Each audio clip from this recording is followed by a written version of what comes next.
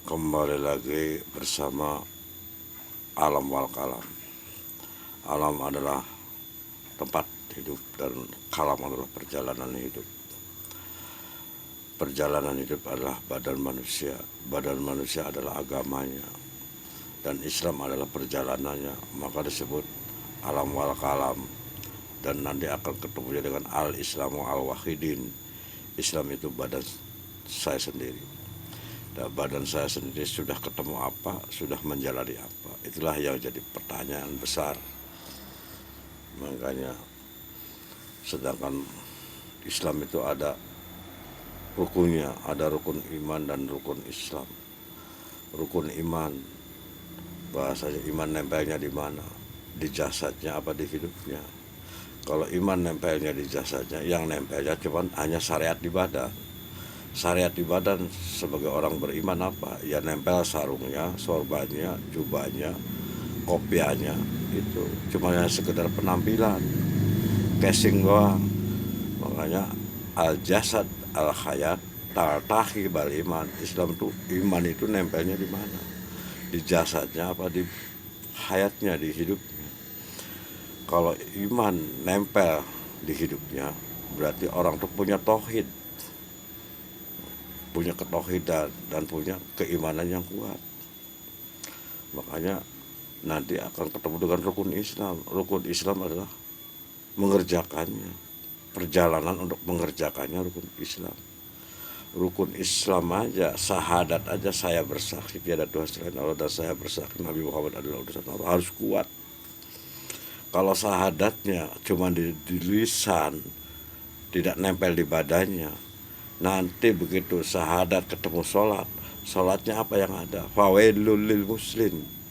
Jadi celakalah bagi orang yang sholat. Alladzina sholatin ansahun, karena sholatnya leleh. Karena apa? Sholatnya leleh. Akibat syahadatnya cuman nempelnya di lisan doang. Syahadatnya bukan nempel pada hidupnya.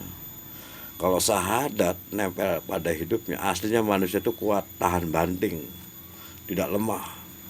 Kalau manusia badannya tahan banting, tidak lemah, nanti sholatnya juga tidak faidilul muslim, tidak celaka bagi orang yang sholat. Dan sholatnya tidak sahun, tidak lalai. Setelah sholat baru nanti ke zakat. Zakatnya ini aturan mengasih kepada orang yang tidak makan. Kenapa ngasihnya kepada orang yang sudah kenyang makan? Itu setelah sholat zakat. Zakat aturannya mengasih orang yang tidak makan, tapi banyaknya orang yang udah kenyang makan mendapatkan zakat. Itu yang jadi percaya. Dari zakatnya aja udah diselewengkan. Terus dari zakat puasa, aslinya puasa itu apa? Melatih diri, menahan lapar, menahan emosi, menahan haus dan dahaga. Aslinya orang puasa itu melatih diri dalam kesabaran. Tapi orang dalam melakukan puasa itu banyak permintaan. Ya sudah keintip sebagai yang penggoda hidup. Puasa sama puasa, tapi di dalam hidupnya banyak permintaan. Aslinya tidak melatih diri dalam puasanya. Tapi puasa itu jelas, itu bahasanya musiam. Musiam itu ngeker. Innaladina amanu kutiba alaikum musiam. Puasa itu akhirnya ngeker, melatih diri. Nah baru dari puasa ke haji. Haji itu menunaikan artinya menunaikan kontan. Nah, haji itu harus kontan, harus nyata. Nah, kebanyakan hajinya pada hutang, bukan kontan. Dari rukun Islam 5 aja udah nggak ada yang dapat. Jadi bagaimana dengan untuk ketemu dengan al-Islam al-wahidin? Islam itu badan kita sendiri. Nah, sedangkan itu dari perintah hidup itu sholat. Sholat itu awalnya juga dari Masjidil Haram ke Masjidil Aqsa. Dan Al-Aqsa adalah Baitul Maqdis. Baitul Maqdis adalah tempat bersih. Setelah tempat bersih itu ke Baitullah. Baitullah menghadap ke Allah baru untuk mendapatkan perintah. Setelah mendapatkan perintah ke Baitullah, Allah yang Maha Suci, baru kita mendapatkan perintah itu ketemu turunnya Baitul Makmur. Dan Baitul Makmur itu hanya cuma bisa sifatnya menjaga dan menjalani.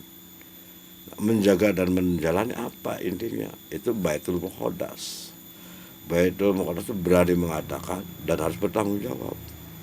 Kebanyakan orang dalam Baitul Muqaddas cuman bisa mengadakannya aja, tapi tanggung jawabnya tidak ada. Ya dari ketemunya fitnah dan bid'ah.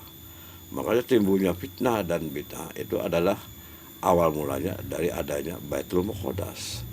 Karena orang tuh berani mengadakan, tapi tidak menanggung jawab, makanya timbul fitnah dan bid'ah.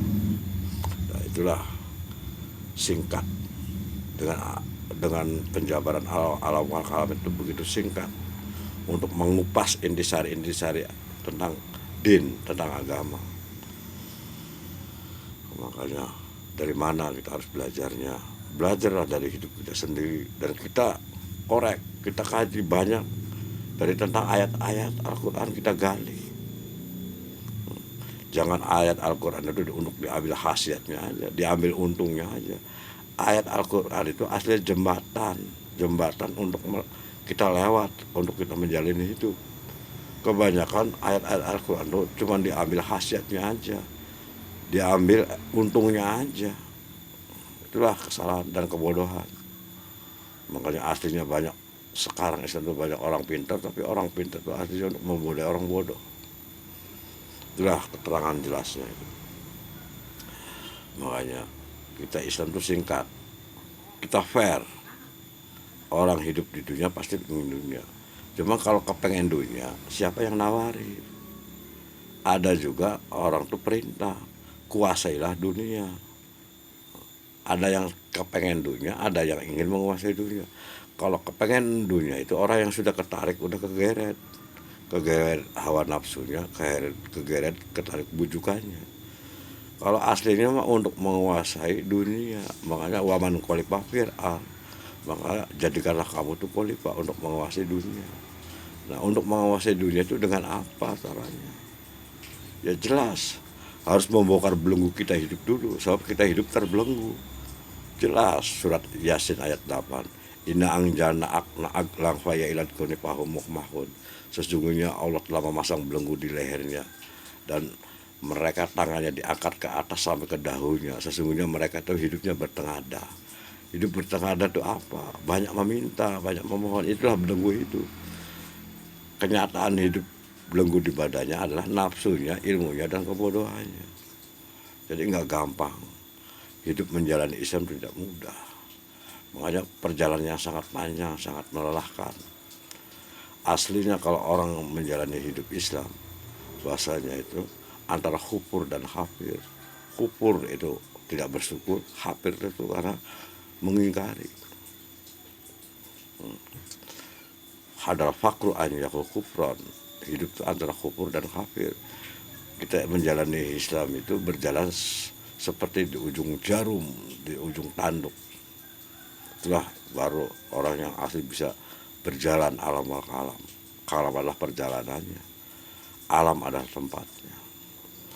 Makanya ya sedikit gambaran ulasan tentang alam al-kalam. Mohon dipahami dan mohon dimengerti. Maka kita bareng mengkaji dan menggali dan mengkajinya. Terus sampai umur nempel di badan, sampai umur masih ada di badan. Jangan kata-kata telat. Mangga, assalamualaikum.